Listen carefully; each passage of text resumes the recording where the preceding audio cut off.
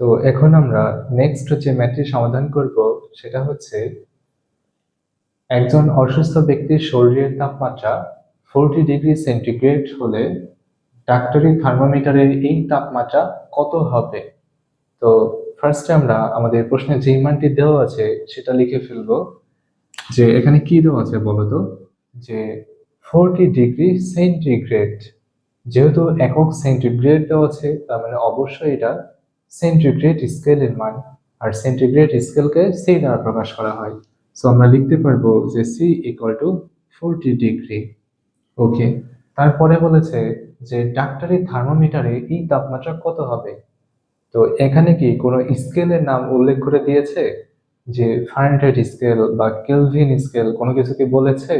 বলেনি। কিন্তু কিন্তু তোমাকে জানতে হবে যে ডাক্তারি থার্মোমিটার মানে ফারেনহাইট স্কেল, কারণ ডাক্তাররা সব সময় ফারেনহাইট স্কেল দিয়ে মানুষের শরীরে তাপমাত্রা পরিমাপ করে থাকে।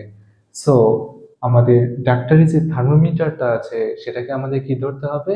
ফারেনহাইট। তাহলে ফারেনহাইট স্কেলের মানটা আমাদের বের করতে হবে। বুঝতে পেরেছো? ওকে, তাহলে সেলসিয়াস স্কেল এবং ফারেনহাইট স্কেলের মধ্যে যে সম্পর্কটা আছে সেটা কিন্তু আমরা অবশ্যই জানি। তাহলে এখন আমরা লিখতে পারি যে আমরা জানি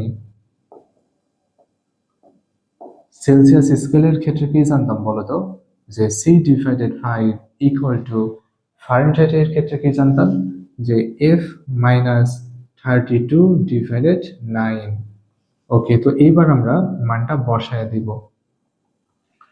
সেলসিয়াস স্কেলের মান কত বলতো? 40। তাহলে এখানে বসাই দিলাম 40 ডিভাইডেড হচ্ছে 5 ইকুয়াল টু F-32/9।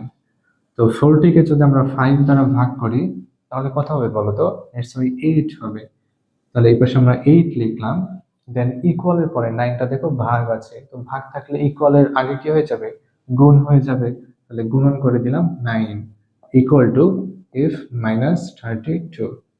ওকে, 8 এর সাথে যদি আমরা 9 কে গুণ করি তাহলে হবে 72 ইকুয়াল টু F-32। চাইলে এখানে আরেকটা লাইন শর্ট করতে পারতা, এই লাইনেই মাইনাস থেকে প্লাস করে নিয়ে আসতে পারতা। ওকে, আমি আরেকটা লাইন তোমাদেরকে বেশি করে দেই, যে 72 মাইনাসের 32 আছে, তাহলে এই পাশে যদি পার করে নিয়ে আসি তাহলে হয়ে যাবে প্লাসের 32 ইকুয়াল টু কত? এফ। সুতরাং এই দুইটাকে যদি যোগ করি তাহলে আমরা এফ এর মানটা পেয়ে যাব।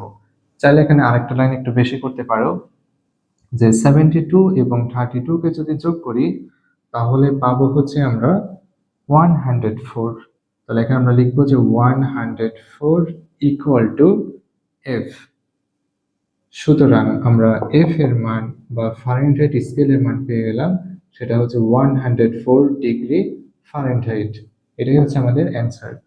সুতরাং ডাক্তারি থার্মোমিটারে আমাদের মান কত দিবে? 104 ডিগ্রি ফারেনহাইট। এটাই অ্যান্সার।